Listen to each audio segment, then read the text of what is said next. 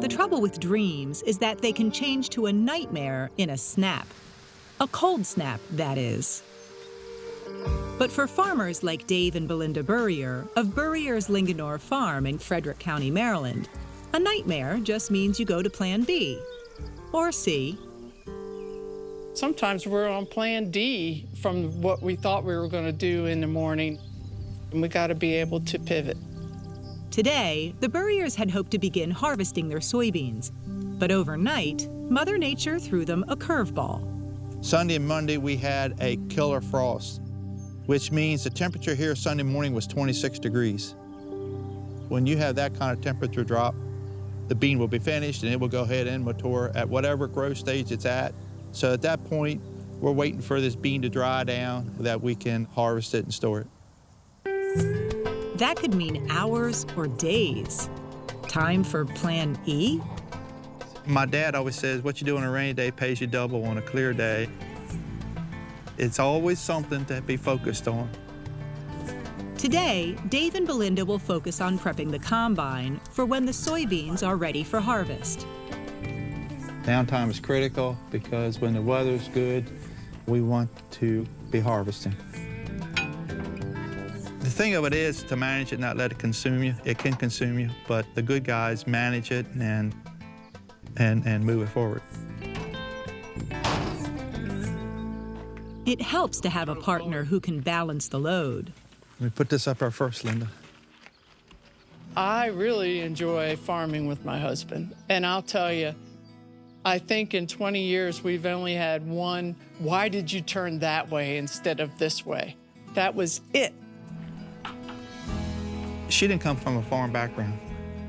She is a quick learner. She's adapted it. Her heart's in it too. And when you two people pull together with your heart in it, it's nothing better on this green earth, I can tell you. A greener earth is one thing the Burrier family has maintained since buying the farm in 1962. That's when the original 109-acre dairy farm was partially converted to strip crop farming, pivoting to a progressive commitment to conserving the land by adopting a green farming philosophy. Over the years, the Burriers transitioned to no-till farming, crop rotation, and cover crops. But the turn of the century brought some unforeseen changes. In 2000, there were starting to be environmental concerns, and our cow yard was very, very close to the creek. Linganore Creek runs right down the middle of the farm, where it connects to the Monocacy River and to the Potomac, and then right into the Chesapeake Bay. Over the years, studies had proven that excessive runoff pollution contributes to the Chesapeake Bay's poor water quality. And so proactively, we were looking at what it would take to continue and reduce our environmental footprint. Dave had a big decision to make, whether to invest hundreds of thousands of dollars for dairy waste containment or pivot to a new plan. At that time, it was going to be a huge investment with no return other than just the environmental aspect.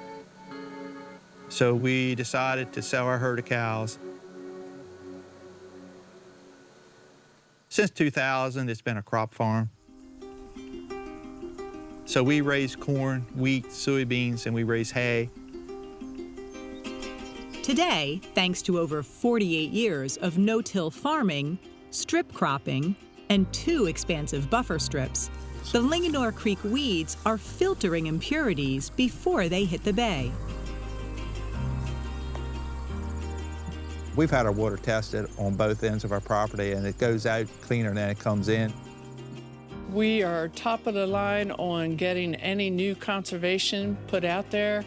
We want to protect the bay every day, and we want to do it so that everybody is comfortable with how we produce their crops. Despite the changes to the farm, Dave and Belinda's commitment to producing quality food has only increased with time. American farmer is down to 1% of the population, so 1% of the population feeds all of the U.S. and international. We want to put out a crop that's the best in the world. We have competition from other countries, and so they're competing for our market. So to retain our markets, we have to put out a better product. And that means being able to pivot. For example, the sun has mostly dried the soybeans, allowing Dave to harvest the crop. This time of year, we don't miss any harvesting opportunities. Even though the beans are really dry, it's really, really critical to get these beans off. Beyond a quality product, Dave and Belinda have been giving back to the farm community.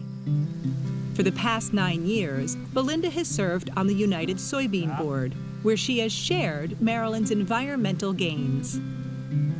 We both have joined different commodity groups and are advocates for the farming industry, and that's where we are happy doing that. When you go to meetings nationwide, Maryland agriculture has really kind of become the hub of a lot of the environmental aspects of what's coming, and we try to engage them in what they can expect and how they can make the changes that they need in their state and their counties. I would say at this point, we're not a follower, Maryland's a leader.